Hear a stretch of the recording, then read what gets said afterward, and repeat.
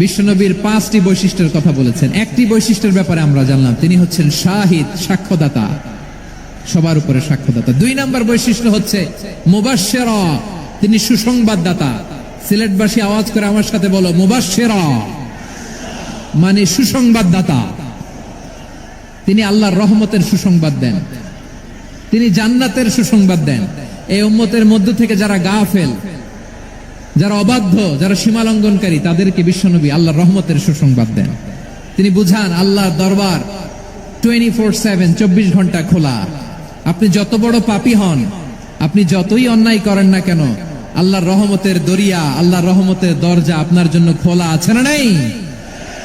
জায়নামাজটা বিছিয়ে দেন, চোখের পানি ছেড়ে দেন, 2 রাকাত নামাজ পড়ে সেজদায় লুটিয়ে পড়ে কাঁদেন।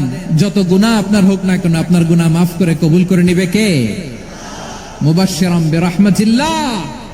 বিশ্বনবী তিনি সুসংবাদদাতা, বেয়ারার অফ গ্ল্যাড টাইডিংস, সুসংবাদ দেন।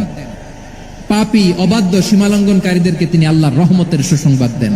আল্লাহর রহমত থেকে মুখ ফিরিয়ে নিও না। তিনি যে কত দয়ালু, তিনি যে তোমারে কত ভালোবাসে তুমি জানোই না। আমি আমাকে যত বেশি ভালোবাসি, তার চেয়েও আমাকে বেশি ভালোবাসে কে?